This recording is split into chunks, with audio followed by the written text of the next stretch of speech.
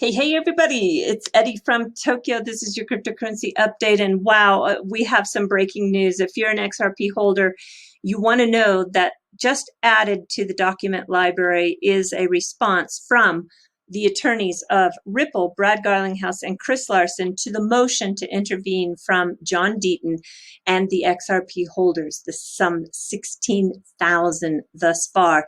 And the key points are in a thread that is found on the Crypto Law Twitter feed. This is, of course, part of John Deaton's law firm, and it is really wonderful because in these 11 very short comments, it explains all of the most important aspects of this 21-page document, and I'm going to read it briefly for you. It's very easy to digest. So, starting off with, XRP holders should be allowed to participate in this case as independent holders, developers, and users of XRP with no relationship to the defendants.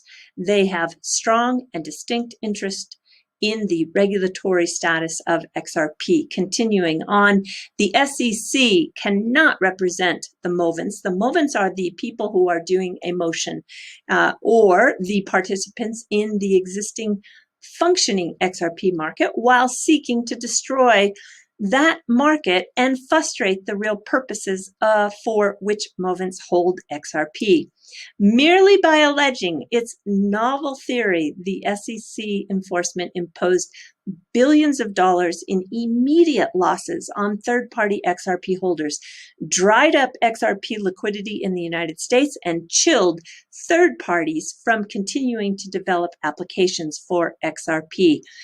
Movants are innocent retail holders with no connection to Ripple who have already felt consequences from the SEC's ill-advised jurisdictional overreach. Their desire to be heard is understandable and legitimate. The SEC enforcement, despite its claims to protect them, is acting against their interest and grossly misrepresenting the circumstances of their purchase and use of XRP. The SEC says that XRP is a security and always has been. Defendants say that XRP is not a security and never has been. Movants have a special reason to argue that whatever XRP may have been in the past, it is not a security when the SEC filed the suit late last year. Ripple notes that the concept that the regulatory status of the virtual currency may change is not original to them or to John Deaton, but the SEC's own William Hinman said in his infamous 2018 speech where he said Ethereum was not a security.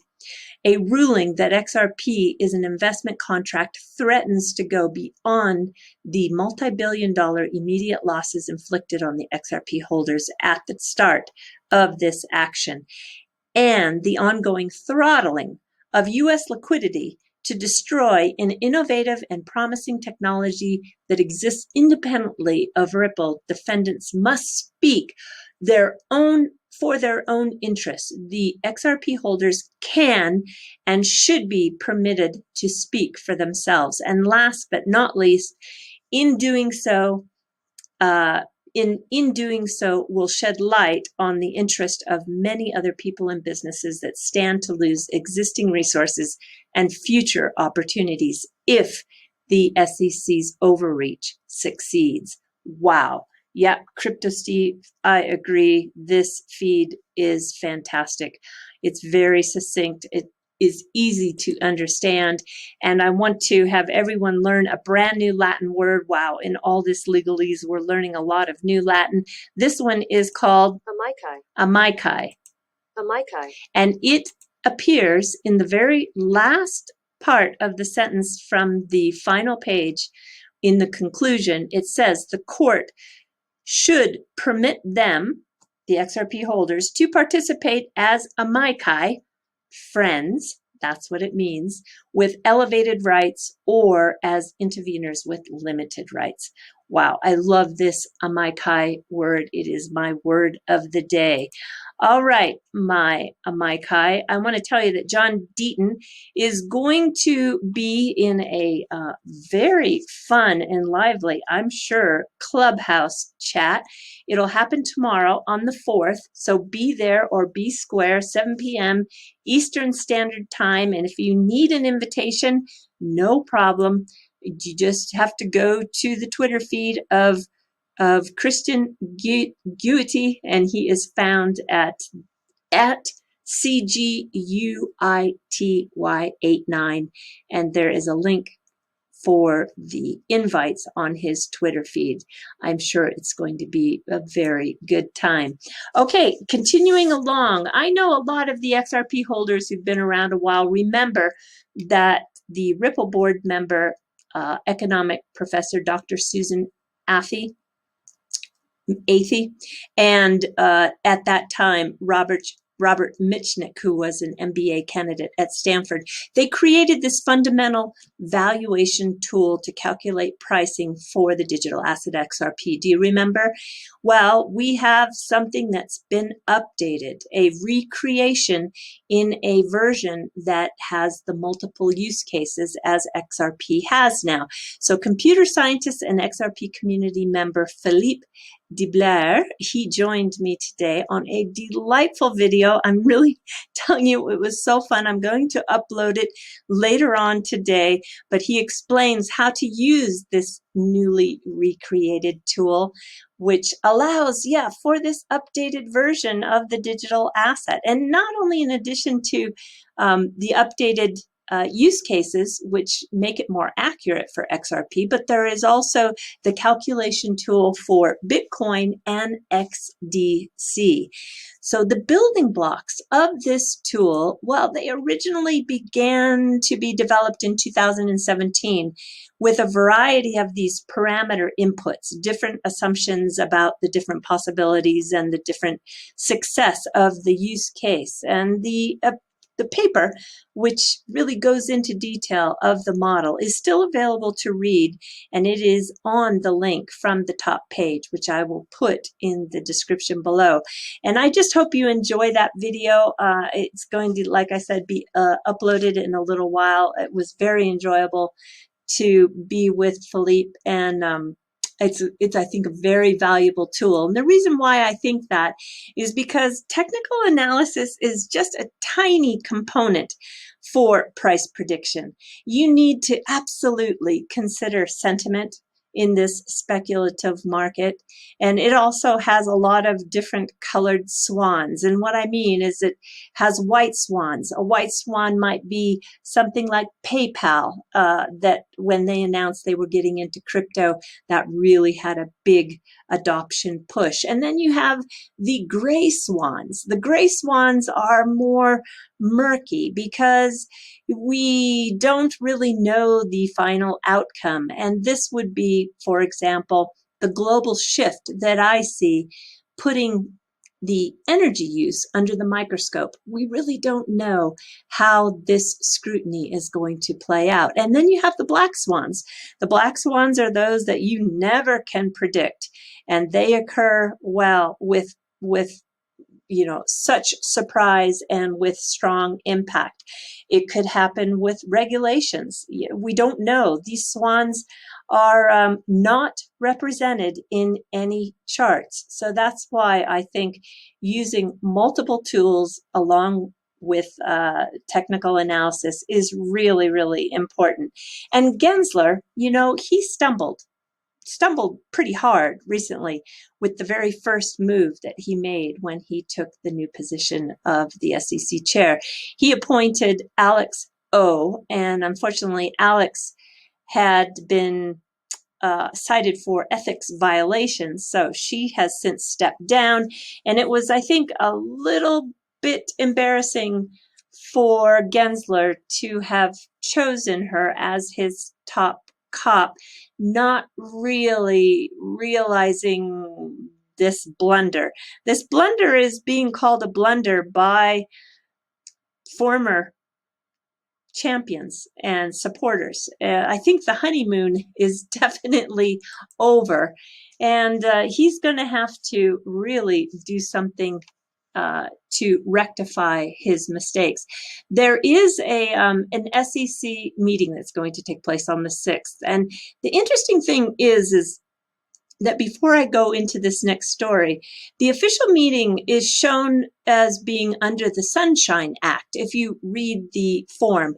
And the Sunshine Act was made to create records and votes, deliberations, official actions available for public observation, participation, or inspection by the public. But this meeting on the 6th, is going to be closed to the public. So someone needs to explain to me how this can be called a Sunshine Act meeting, yet it's closed to the public. And Ripple most definitely will be on the table for discussion. I don't know. Please let me know in the comment section below if you can shed some light on that.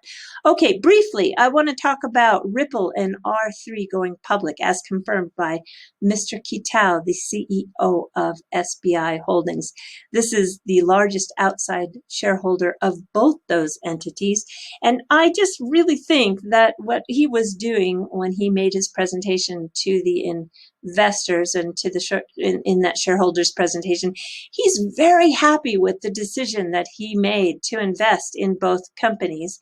And I think he was just priming the coming return to the shareholders. Now, currently, the New York Stock Exchange and the NASDAQ, they are the most prestigious stock markets in the world. Why? Well, they're well regulated, they're highly liquid, they're strong in corporate governance and standards. And you can see here, year to date, that the US is #1 with 465 IPOs, raising 177 billion US dollars. China is #2 with 386 IPOs, just 56 billion raised, then followed by Hong Kong, and then followed by Brazil with 132 and 28 IPOs respectively. Now, just a few days ago, we learned that Brazil's digital bank, Nubank, which is valued at $25 billion, they want to IPO, but they want to IPO in the US. And this is not uncommon, as you will see on the 27th of April on CNBC. They reported that there is a tidal wave of Chinese companies rushing into the red-hot IPO market in the US. 60 plan to IPO this year in the United States. So do I think Ripple will IPO in another market? I don't think it's likely, because someone asked if I thought they would IPO in Japan. I don't think so, but one thing is for sure, we need to get past this litigation. The number of fintechs, the startups, it has crossed $10,000 for the first time ever in the US.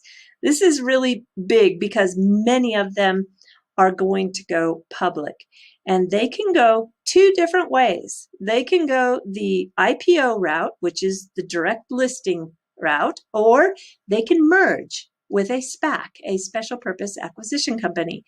And you know how I love to play a member of an M&A strategy team. Well, I'm going to play like I am part of an M&A strategy team. And if Ripple went the way of a SPAC to go public, what would make sense for them? I'm going to give that some thought and talk about it in the next video.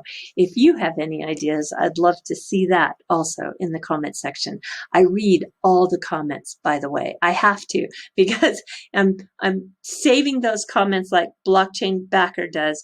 We have such a problem with scammers and imposters on the channel that we need to review all the comments and then we put it through. So truly, I see everything that is written, and I thank you very much. Okay, so my last final comments in the video portion of today's video is let's hope that Judge Nutburn is watching YouTube. There is some great content creators, especially in the in the camp of attorneys out there. Wow, I really hope she's catching Jeremy's videos. But also, too, I hope she's watching Twitter, because I think it's going to help her make a decision regarding discovery. And I also hope she increases the phone lines to at least 10,000 on the next court call. All right, everybody, we are jumping to the fluff, and we are going to talk about bananas today. Yeah, you would think that, what in the world? Bananas? Well, 99.08% of bananas in Japan are imported. However, up in the northern island of Hokkaido, located on the east side facing the sea, where the average temperature is just only 43 degrees Fahrenheit or 6.2 degrees Celsius, with very, very cold frozen winters. It's also known for one of the last places in the country to have cherry blossom season. This photo was uploaded just about an hour ago, so they are in full bloom up there right now. But it is a very rugged and beautiful part of Japan, has stunning nature. This is a photo that was uploaded 9 hours ago, and you can see there was a fresh dusting of snow. But here in that very snowy, cold country, there is a banana farm, 946 Farms it's called. And yes, they do grow 0.02% of the domestic bananas in Japan. That's done, of course, in a hothouse. But these bananas are very special. You can eat the skin, completely grown without any chemical fertilizers or pesticides, so they are exceptionally safe. And yeah, it will run you a little bit of money. 3 of them in a box cost about $45. If you choose to get one that is just by itself out of the packaging, it will cost you $10. Wow, here is a market display in the Tokyo store. That's the same chain that I use in my neighborhood. I haven't tried one of these bananas yet, but definitely I want to try one.